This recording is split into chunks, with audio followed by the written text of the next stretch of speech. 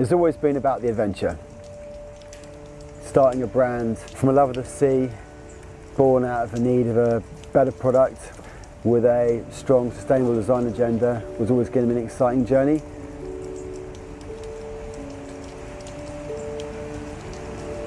It's also the people that have joined me along the journey. For me, the most exciting thing is that they are united and share a common love of the sea, but each of them has a really interesting story to tell.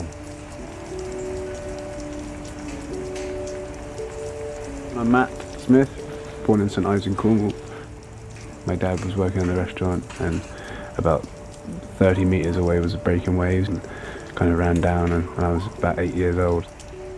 But I don't remember the kind of spiritual side. I just remember the like, yes, this is amazing. And I suppose ever since it's been a place of total joy and recreation.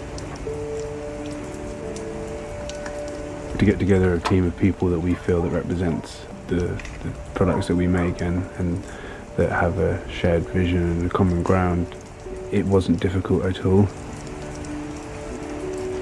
To be sitting down at a table with Fergal Smith, Easky Britton, Noah Lane and Sandy Kerr, you know, it's absolutely perfect. Yeah, my name is Easky. It's the name of a place on the west coast of Ireland. It comes from the Gaelic word for fish, so I guess it's kind of well named. And it's one of my parents' favourite surf breaks, Easky Ride. So named after a wave. And I come from Donegal. I've learnt so much, I guess, through my parents' love of the sea and surfing. My grandparents had a hotel on the beach at Rusnala. And yeah, I always remember telling me that story, how she was staying in Malibu, looked at, you know, her hotel and saw the waves there and thought, oh, we've got waves like that right in front of our hotel. Which is pretty pioneering, I guess. Yeah, and then I was born into it. My name is Fergal Smith. I come from a place called Westport in County Mayo. Yeah, my parents definitely taught me a lot. I kind of was shown a way of life that when I left the farm and went travelling and stuff, it was very ingrained in me, and so I ended up going back to being an organic farmer myself.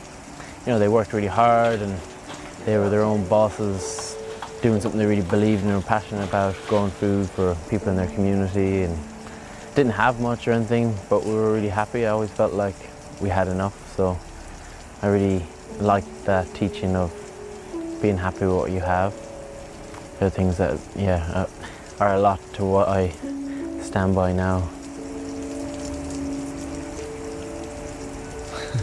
My name's Noah Lane. I grew up in Australia on the east coast, in a town called Rainbow Beach. I live in Ireland now, on the west coast. But I do remember having like these little boogie boards, my brother and I, and they had fins in the bottom. And when we were about 3 or 4, they were like our first surfboards, I guess. So I remember standing up on those, like Mum and Dad would take us out into the shallows and kind of push us into waves, and I remember standing up on them. But that would be my kind of first memories of the ocean and of starting to surf. For me, it's just like the challenge of it, you know, I guess it's kind of like a competitive instinct or something. I'm Sandy Kerr. I'm from Tynemouth, just outside of Newcastle. It's a proper little seaside town. Earlier on, like my parents owned a cafe on the beach, I was always in and out of the water. Like my folks were self-employed and ran a family business to spend more time with the family. So I think I took a lot of that away with us. In the last 5-10 years, we've just had a huge boom.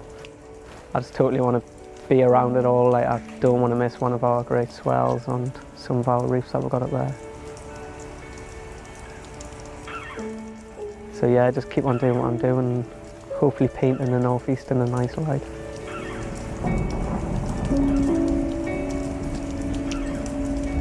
This great group of people we've got, you know, they all embody everything that we care for, and we're so happy to be able to live and surf and work alongside of them, and we look forward to seeing how they inspire us in the future.